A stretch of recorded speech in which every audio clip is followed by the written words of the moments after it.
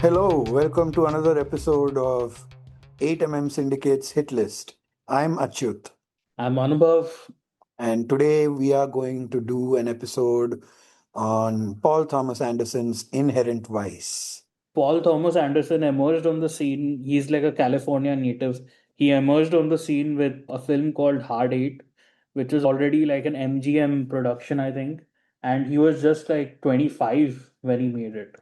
And then he made Boogie Nights, which is about the porn industry in California during the. It was set during the golden age of porn in the 70s and 80s. And he made it when he was 26, which is kind of crazy. If you Hmm. see Boogie Nights, it doesn't feel like someone who is green behind the gills making it. Right after Boogie Nights, he directs Tom Cruise in Magnolia, which is this sprawling multi narrative film. It's about a lot of things. It's like this sort of hyperlink film, if that makes sense. Yeah. But directing Tom Cruise as your second major film is kind of crazy. And Tom Cruise delivers one of his best performances, I feel. You've seen Magnolia, right? Yes, I have seen Magnolia. I haven't seen too many PTAs, but I've seen Boogie, I've seen Magnolia. Yeah, and have you seen Punch Drunk Love? Yes. Yeah, so Punch Drunk Love is like a complete left swerve from Boogie Nights and Magnolia, and it's like this very affecting love story between Adam Sandler and Emily Watson. Until Uncut Gems, I think this is what people were touting as Adam Sandler's best performance. It's a very sweet film. It's very underrated, I feel. Then he makes There Will Be Blood, which is this epic, sprawling drama about an oil man. It's based during the Californian oil boom in the 19th century.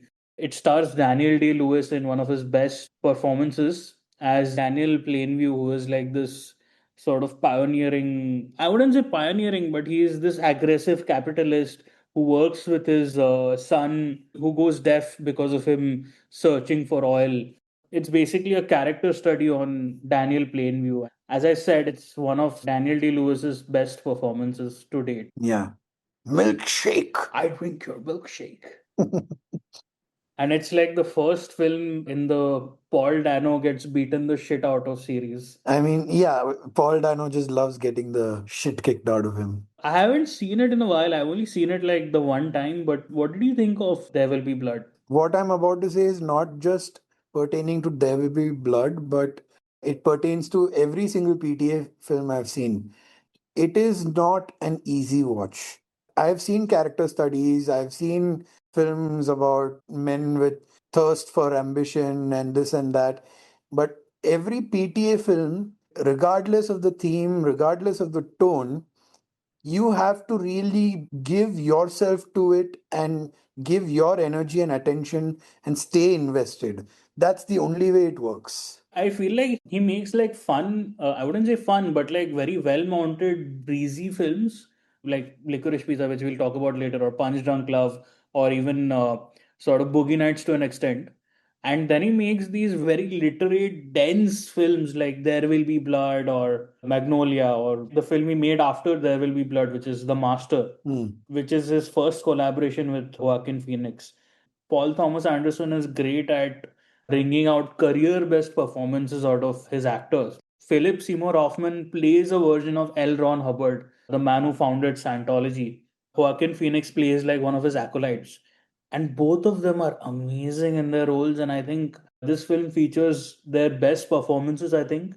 I think PSH, Philip Seymour Hoffman, is the best he's ever been in The Master. It's right up there. I mean, PSH is such a distinguished actor that Yeah. I can't easily pick a single best, but easily the master is among his top achievements. Yeah. You said that There Will Be Blood, Master, and all that dense.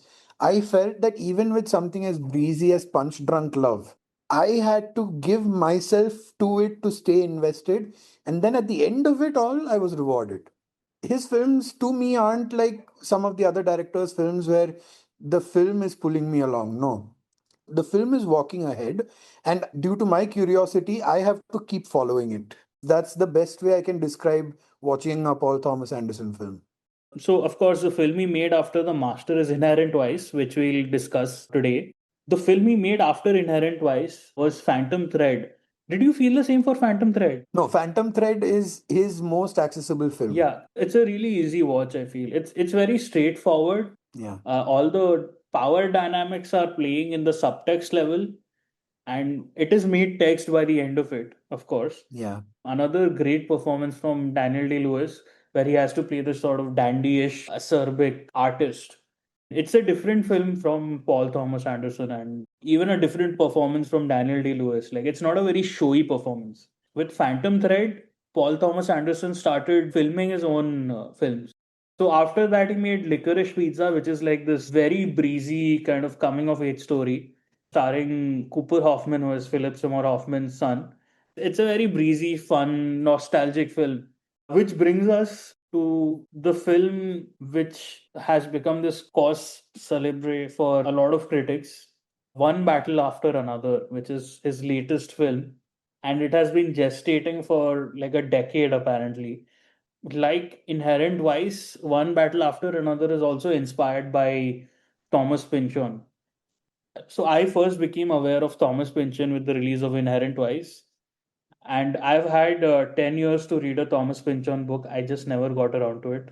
So I know kind of fuck all about Thomas Pynchon. But from what I've gathered, he's this sort of postmodern writer who writes these pastiche epics about American life. And Inherent Vice, I feel, is a good starter course on Pynchon for the uninitiated. Like, it gives you what Pynchon is in a very unvarnished way, and that might turn you off a bit, but it's still giving you what it feels like to be in Pynchon's world. Without further ado, I think let's talk more about the movie so that people understand what this Pynchon's world is and everything. It's the tail end of the psychedelic 60s, and paranoia is running the day. If it isn't Charlie Manson, it's the LAPD or the FBI or the mysterious body of something called the Golden Fang. So what's all this now? Everything's gone from groovy to where you at, man, suggesting a high level of fear or discomfort with the way things are headed. This is Doc Sportello. He's a private investigator, and like a peculiar planet in today's horoscope, in through the door walks Doc's ex-old lady Shasta and those 5 little words. I need your help, Doc.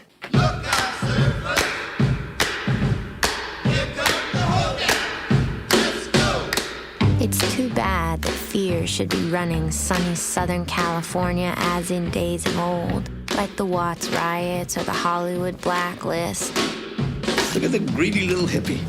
But every once in a while, a hero like Doc Sportello shows up to help salvage his generation and guide it back to more merciful shores.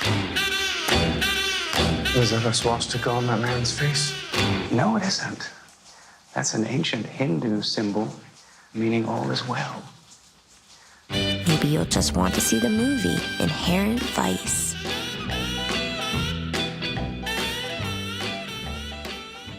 What is postmodernism? You have to sort of experience it to understand it, but it's basically like if you're writing a genre, you're sort of being reflexive about the genre, like you're calling attention to all its tropes and commenting on the material while you're narrating it. There is a level of self-awareness to postmodernism, is at least in narrative. Yeah. In art, it manifests in different ways, like you're sort of breaking the conventions a little bit. Like modernism is very astute and very organized, and postmodernism is breaking it a little bit. Like I would say Godard is basically postmodern, I feel. The way he breaks his movies, especially later Godard, that's postmodern. Can we call Nickel Boys sort of postmodern? I would consider it sort of modernist because it's not breaking it's not breaking conventions or commenting on the conventions of the genre. Like, No, more from the filmmaking perspective, like the way it breaks how a camera has been used. I don't know. I think you would just call it modernism. In Hollywood cinema, there is classical and there is postmodern. So What about Coen Brothers films? they are modernist. They're postmodern. No. Coen Brothers is modernist. Postmodern is something like scary movie, to be honest.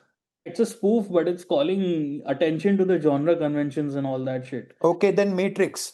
Matrix would be a very solid postmodern film. The narrative is, but from a filmmaking viewpoint, is it? Have you seen Holy Mountain?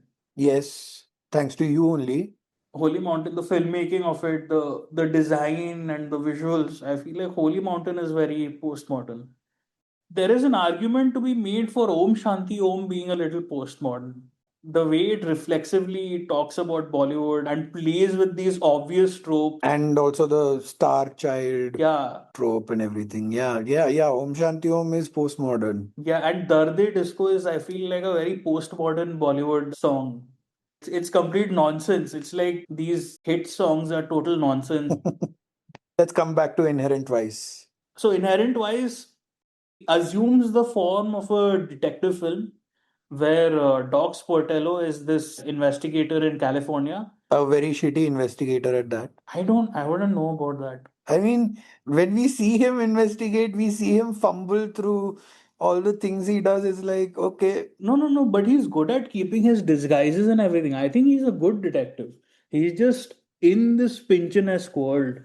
So Doc Sportello is a private investigator. He is visited by his ex-girlfriend, who he still, I guess, harbors a lot of feelings for. yeah, he does. And she tells him that the guy she's seeing right now, a big shot real estate agent called Michael Wolfman, there is a scheme being hatched against him by his wife and her boyfriend to trap him in a mental institution and sort of take all of his wealth. So this leads to a sort of epic detective story which is winding and It is very, very fucking winding. You meet so many characters. Other characters come and meet Doc and tell him to do some more detective things for them, and somehow that all ties into this greater mystery. yeah. And it is a very dense film. And not only dense, another aspect is, maybe you will call it the pinch on part. I will just call it being a stoner film, which is that the whole film feels very disjointed. The scenes feel like flashes. The fact that it's dense and the fact that it's got so many characters and so many interactions, so much information changing from one scene to another, the dynamics change so quickly in 10 minutes. It's not an easy film to watch. Yeah, it's like a barrage of plot points. Oh, by the way, this is gonna be spoiler heavy. I think this film works okay even if you know the spoilers. Yeah, because there's nothing we can say that can match the feeling of watching the film. So, Yeah. So this film, honestly, it feels like watching something when you're high, and we don't endorse substances. But hypothetically, if one were to have substances and watch a film, this wouldn't be a bad film to watch. hypothetically. Very hypothetically.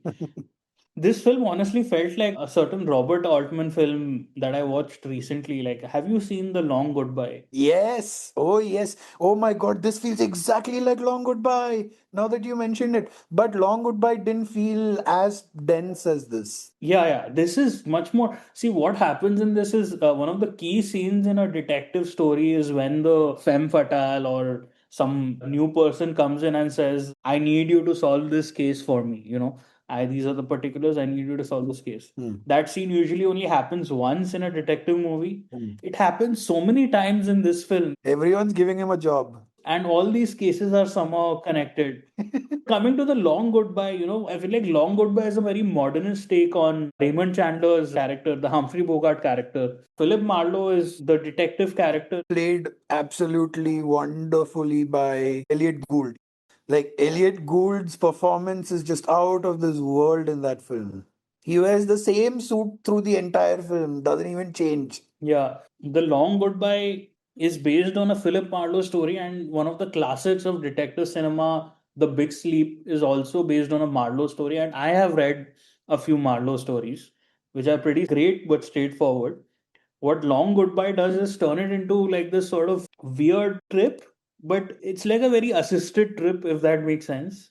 It's a much more friendlier film than Inherent Vices, but the attitude of Long Goodbye, where you're just breezing through a bunch of scenarios and suddenly the case reveals itself to you, that's sort of replicated in Inherent Vice. Yeah. And the obviously both are California set, so the look and feel And they're set around the same time. I think the Long Goodbye is also set in, I think, the 70s, 80s. 1970s. And Inherent Vice is also set during the late 60s to 70s, somewhere around that. But that setting is important because Inherent Vice feels like it's about the transition period between the 60s to the 80s. The end of the 60s was pretty much a loss of innocence for the American psyche. Like one of their presidents had been assassinated, they were involved in Vietnam. So there is this awkward phase of the American soul in the 70s. And in the 80s, that transforms it into something boisterous, powered by the Reagan era. Reagan, Nixon. Yeah. So Doc Sportello, who's Joaquin Phoenix character, is a man of the 60s. I feel like him remembering Shasta, his ex-girlfriend, so fondly is him being nostalgic about the 60s. And he's dragged into this conspiracy, which is pretty much about the victory of a certain kind of man in the 80s. It is about the victory of this unscrupulous capitalist in the 80s. That person is embodied in Mickey Wolfman, the character who goes missing. And I would say the mystery of this film is basically the mystery of his soul. Because where do they find Mickey Wolfman ultimately? In the asylum. In the asylum, which is basically an anti-communist asylum, where they're rehabilitating past communists. Yeah. Like this guy, Mickey Wolfman, he has been pretty much turned from a real estate mogul to like a commie by Shasta, by hanging around Shasta. And they're trying to wring the communist out of him. And they achieve that by the end of the film. To be clear, it's not as explicitly anti-commie forward as it is anti-hippie forward. Like there's another character also who's sent to that same asylum because she was a hippie doing drugs and everything. So Yeah. it's a bit broad, but then you go to the asylum and they're playing a proper anti-commie film. But overall, that asylum is about being anti everything that the hippies in the 60s stood for. Yeah, it's basically about it turns you back into a square. So Doc is pretty much someone who would rather stay in the 60s and who misses the 60s. This film is about like basically when a trip goes kind of bad. And you have no choice but to just endure it till it ends. Yeah. I think the film becomes more fun as it goes along and It does. It took me 25 minutes or so to really get into it, and then I was hooked. Because, like you said, right? First, Shasta comes and gives him his mission. Then he's doing one investigation. Then someone else comes in, and some new character is giving him a mission about another character. Then another character is coming and giving him a mission about a third character. So you're like, oh, okay, where is this? What is all happening? And then you're finally settled in the rhythm, and now everyone is established. Of course, some more new characters turn up later, but you're mostly established and in the rhythm by the 20-25 minute mark, and then you're in for a wild trip. so I rewatched this with like a pizza and wine, and it felt like the perfect way to rewatch it because when you're watching it sober, your mind is like, why is this happening? Why is that happening? When you're a little bit off guard, the film can just grab you by your balls a little bit, you know. It can be Yeah. like, okay, this is happening, okay, this is happening. So instead of thinking why this is happening in the narrative sense, my brain was going, why is this happening in the thematic sense? Like, why are these diverse characters? And I'm realizing that they are all elements of the 60s. They are all thematic elements. The Black Panther and his allegiance with the Nazi guy. It's basically about how they imprison both of these the same way, but the Nazi guy has sort of free reign. The Black Panther is being pursued by the FBI. While the same FBI is in cahoots with the Nazi guy. Yeah, exactly. The film reveals that the FBI is guarding Mickey Wolfman while he's being transitioned from a commie to a capitalist. Like the FBI have kidnapped him. So it's basically about how the state encourages these transformations as well. Yeah. As I said, it's very sprawling. And then the more emotional part of the film is about the former drug addict who has been tapped by the state to basically be an informant into different groups and how he wants out, but he can't get out. It's a mirror of Doc, I feel, in many ways. Like, what if Doc was addicted to something worse than ganja? What would have happened to him? He's sort of a mirror to this guy, and him being saved is basically the victory of this film. The only victory in the film. Yeah, exactly. Like this guy who is embroiled in the state being brought out of it. That is the main victory of this film. And the funny thing is that you don't even come across him till like the half an hour mark. He's not even the main inciting incident or anything like that. But he becomes the main victory. Yeah, that's why I think they've cast him with the most famous person they could find at that time, which is Owen Wilson. So the cinematography is handled by Robert Elswit, who was on all of Paul Thomas Anderson's films up until Phantom Thread. And he has this sort of specific color to all of his films that I find very aesthetically pleasing. There's a sense of warmth that comes from all of his frames. More than warmth, I feel a softness. Yeah, that's true. There is a softness in the lenses that he uses. Like he goes for a sort of shallower depth of field, I think. I also love how the camera moves and doesn't move, but when it moves, this film feels like a trip, right? But the camera doesn't float. I feel like it more or less hovers and slightly glides. You feel a weight to the camera that a person in front of it would have. It's not so in your face, the camera movement, but it's still moving. And when I noticed it, I was like, oh, this is beautiful. And then Elswit and of course PTA together, they would have decided on when not to move the camera, when not to take the camera off the subjects. Like there's this very long one take sequence in a very emotional scene where Shasta is telling Doc about how she had been treated, what she had been through in the last 3 months. She's breaking down, sort of, but also not, because she has come to accept it. So that scene, right, it has an alternate angle. It's there in the trailer. I think Paul Thomas Anderson just chose not to cut to it, and I think it works all the more better for that because there is this tension in that scene. Yes. That is sort of intensified. Firstly, she's fully naked and she's, tempting Doc over there with her nakedness.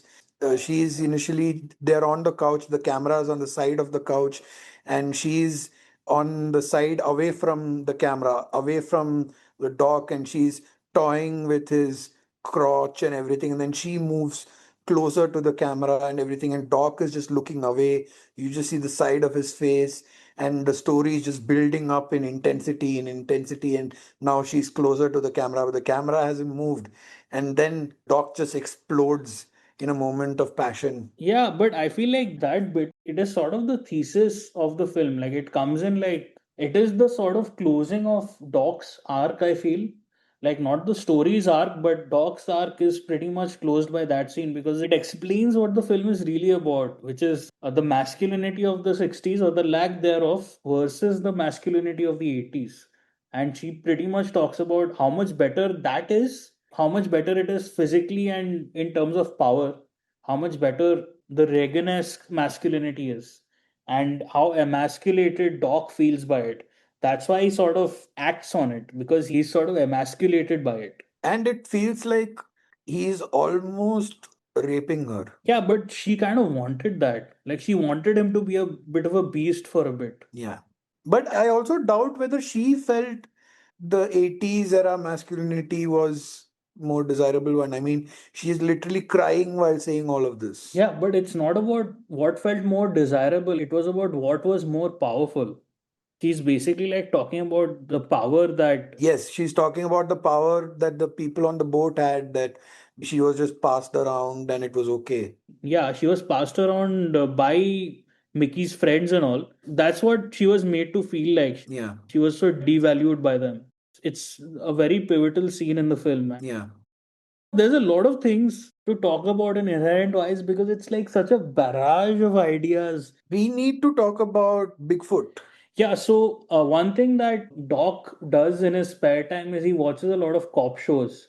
Like every detective, he's got a friend of sorts in the police force. Or in Bigfoot's case, I wouldn't necessarily call him a friend, but just this sort of at times helping hand, who is played by Josh Brolin, who's called Bigfoot Bjornsson. And he is like this sort of straight laced flat top haircut cop straight out of like a TV show. In fact, he does TV shows, which is another element of postmodernism. TV cop also moonlights as a TV actor. So Bigfoot is this kind of crazy Josh Brolin character who is a lot like his performance as Tommy Lee Jones in Men in Black 3. So he basically plays a caricature of a policeman in this film. Initially, I was baffled by the character, but as the film progressed, I was like, okay, he seems to be a pretty conflicted character. I figured that he is conflicted, but I did not still understand fully what his conflict was because sometimes he's trying to help, sometimes he hates Doc and beats the shit out of him because he feels like that's what he's supposed to do because all the cops see this hippie and they just beat him. Yeah. Then I realized that, okay, he's basically conflicted. On top of that, he's lost a partner, and ever since that, he refuses to take on any partner. He works alone, and he also keeps filleting a popsicle. No, it's actually a chocolate banana. I think it's a funny detail that a cop is just suckling on a chocolate banana. If the racial politics of it ring true for you. No, but he sort of feels like a reflexive, like, I wouldn't call him a full homosexual, but there are certain homoerotic elements to him that he's fighting against. He's trying to repress, trying to be what the society would accept as a masculine cop. He's trying to be a TV cop. Exactly. And he's in a TV show, so he's trying to be that. There is one scene where he breaks into Doc's apartment and eats his weed. Right at the end. Yeah. Doc is smoking a joint, so till now, he has not partaken in any vice. Doc has smoked a lot of joints throughout the film. Oh man, the amount of joints that Doc has smoked, I'm like, no wonder this guy is fumbling a bit here and there. Yeah. So finally, at the end, Bigfoot breaks into Doc's home, and Doc is, of course, smoking a joint. Bigfoot is like, give me the joint. And then he takes a puff, and then he passes it back. And then when he gets it again, he eats the joint. Yeah. Then he starts eating bits of weed from the tray. And then he takes the whole tray, tilts it towards his mouth, and lets all the weed fall into his mouth. And he's chomping at it like a cow. What does he say before going? So the last thing he says is, I'm not your brother. And Doc tells him, but you could use a keeper. He's a parody of masculinity when you come down to it, I feel. Yeah, toxic masculinity is like, I don't need anybody. I've got it all handled. The thing that I noted about this is that he feels like a man who needs the 60s, but he's not a man who likes the 60s. Like if anybody in this film needs to smoke a J and, hippie out, it's him. So basically, he's also someone who hates that America has changed from what it was in the 60s to what it is in the 70s and 80s, right? I don't know about that. I don't know if he hates that. And I feel like he sort of embodies the 70s in a way. Like he's not the total assured Reagan-esque hero, He's not Arnold Schwarzenegger in Commando. He's a straight-laced cop. Like he's sort of in that awkward position. So it's basically like telling him to sort of chill out, is what the film's thesis is. Like maybe you could use a J. Yeah. Now that I think about it, there's a lot of plot and there's an insane amount of detail. Like it's pretty much a parody film. Like, for example, the dentists who form tax evading, Yeah, the Golden Fang. which is the same name as the international drug cartel that's doing vertical integration, which is again such a capitalist thing, vertical integration. Like starting from supply to distribution to then also having a stake in rehabilitation centers and asylums because hey, you peddle the drugs and then when addicts want to quit, Like cover all your bases. get money from each and every touch point. That is what I was taught in my MBA as vertical integration. But there's just so much plot. This is all satirical elements, but it's all in one film. So it's like a very heavy film, but I feel like Paul Thomas Anderson is steering the ship correctly. Even though it's a very unwieldy ship, it lands in the port it's meant to land in. Yeah, agreed. I am sure in the hands of some other director. Some other director wouldn't have made this film. This is a PTA film. People like PTA are kind of dangerous. People who actually understand the shit they're peddling. Because he's not a pretentious person. This does not feel like the work of a pretentious person. This feels like the work of someone who understands what he's making and understands all the facets of what he's making.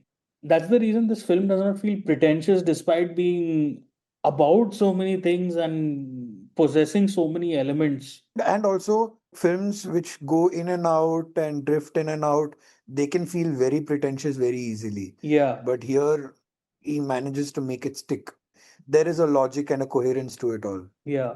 The details of this film are so crazy. The notes that Doc is taking. Something Spanish. Yeah, it's like commentary rather than any useful note. Yeah. He's taking all these weird nonsense. Like his clients will tell him something and you expect him to take down a useful note, but he's taking down commentary on the notes, which is so hilarious. For the listeners who haven't seen the film, when I said something Spanish, it's basically someone gives him a very crucial intel having a long Spanish word, and he just writes down literally something Spanish.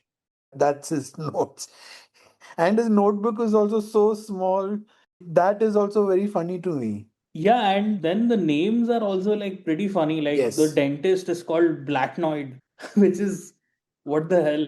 The dentist they encounter at Golden Fang, and he's played by Martin Short in a very funny cameo. Shasta Faye Hepworth, which I don't know, sounds a bit like Rita Hayworth or something. Yeah. You know what the craziest name is? So Joanna Newsom plays one of Doc's friends who pretty much narrates the entire film. Yeah. What's her name? Her name is Sortilege. Sortilege is the practice of foretelling the future from a card or any other item drawn at random. There is this one really sweet scene where, in flashback, she picks out a Ouija board. Yeah. And then they contact some spirit that guides them to weed because there is no weed available in the town.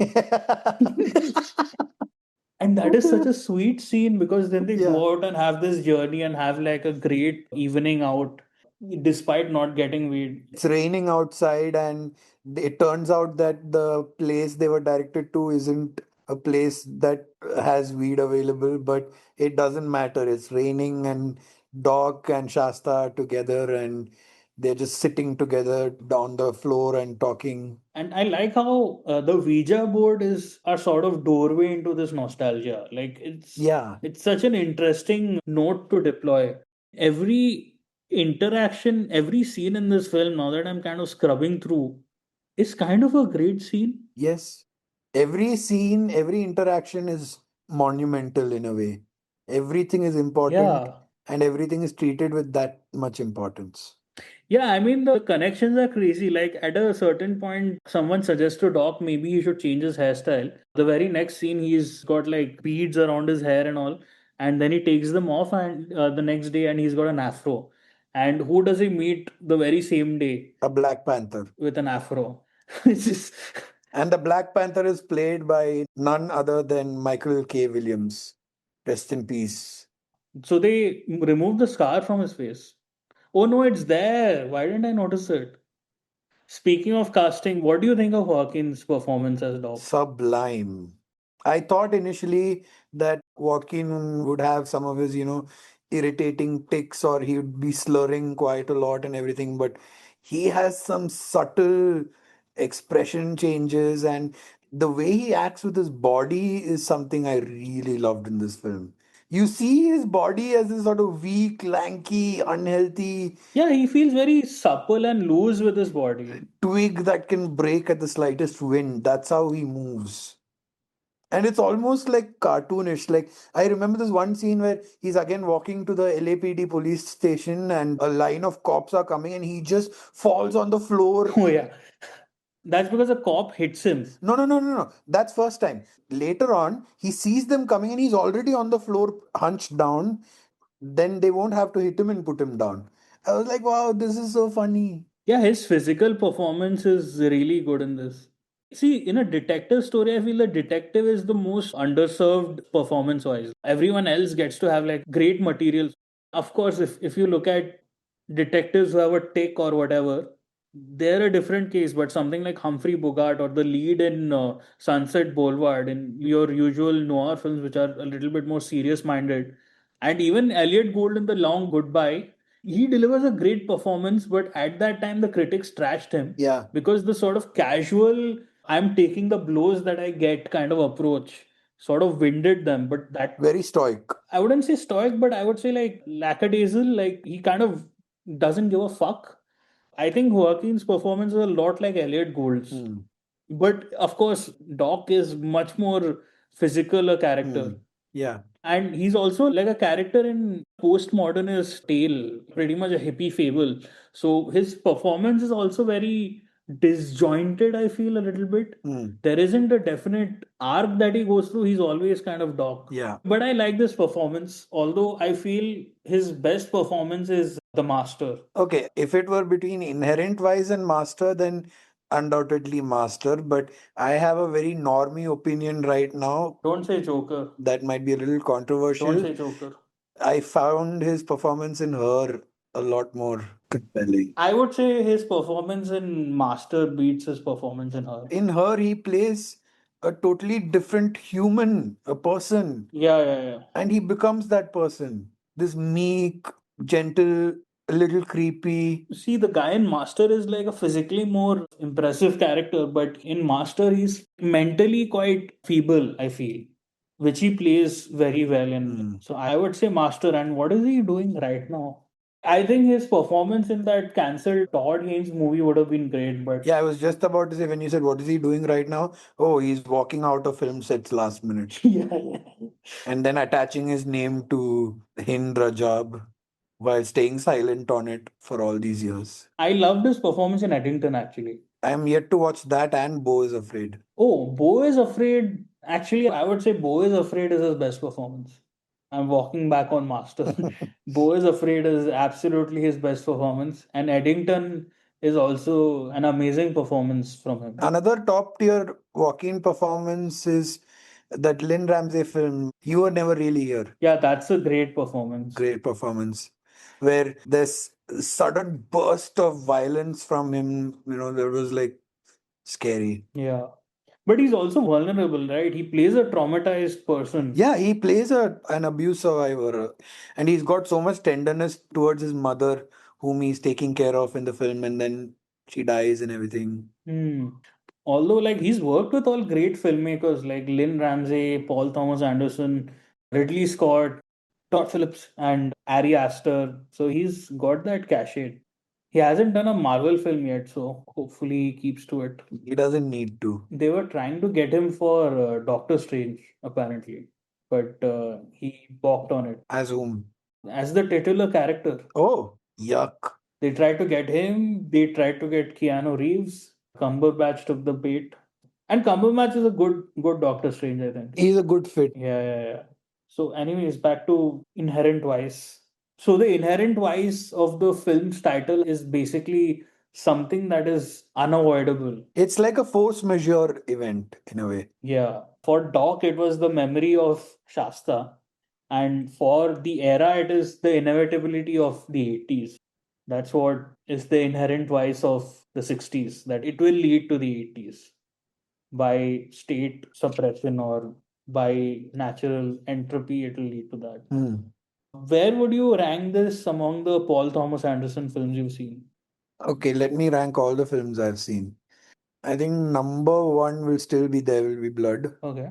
This will be number two. This Inherent Vice is number 2 for you? Yeah. Okay, that's pretty high. Like I said, after the 20-25 minutes mark, I was really hooked and blown away by the trip it was taking me on. Huh. Like I willingly subjected myself to it, and it took my hand and took me through the whole film. And finally, despite its density and everything, I understood. So I really admire what this film has achieved, what PTA has achieved by making this film. So I'm putting it in number 2. Number 3 is Punch Drunk Love. Number 4 is Magnolia. Number 5 is Boogie Nights. Number 6 is Phantom Thread. The way I'd rank it is I haven't seen it in a while, but I'll be hard pressed to see There Will Be Blood going down from the first position. Then I think I'll punch in Boogie Nights because it's a fun film. Then I'd punch in Phantom Thread because I really enjoy it. Then I would put Magnolia. Then I would put Inherent Vice. Then I'd put Master. The Master and Punch Drunk Love can occupy the same position. Then I'd put Licorice Pizza. But again, like all of these are like at least 4-star films. Like Licorice Pizza is a 4-star film. Yeah, it's important to stress that even in my ranking, it's like just because a film A is rank 1 and film B is rank 7, there's almost nothing separating them in quality. He's a master filmmaker. That we have to agree upon. Period. Apparently, he's sort of outdone himself with One Battle After Another, which is again inspired by Pynchon, but not directly based on any book. Yeah, its trailer also has that same quirkiness that's there in Inherent Vice. Yeah, it has two wildly different trailers. Like, have you seen both the trailers or just the one? Yes, I have. In theaters only, I've seen both. The first trailer is like a comedy film, and the second trailer is like this action movie, which is very wild genre shifts between the two. Action and revolution movie, sort of, the second trailer. Yeah. Just some of the reactions to One Battle After Another. This is Diego Andaluz, who runs Discussing Film. He says that it is PTA at his most ambitious, bold, and urgent, a gargantuan, powerful, crowd pleasing swing with a visionary, idiosyncratic voice. Brilliantly blending action, adventure, comedy, drama while pushing the boundaries of blockbuster filmmaking. Sounds good, but I feel like he's just fishing for a poster quote. But the greatest reaction came from David Ehrlich, who said, One Battle After Another might be the best movie released by a major American studio since 2010.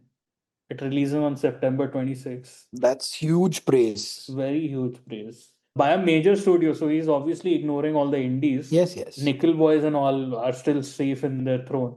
But this sounds insane. And it's got a Leo DiCaprio role playing like this reluctant father kind of figure, which is crazy. And I heard comparisons to films like The Searchers. I'm very excited for it, which is the reason I decided to revisit Inherent Vice, being a Pynchon adaptation. Which is why we decided that we should do an episode on PTA and a Pynchon film. Yeah, I will read a Pynchon book. I just don't know when, but I will get around to it. Nah, that's okay. Good art will find you when it's the right time. Yeah.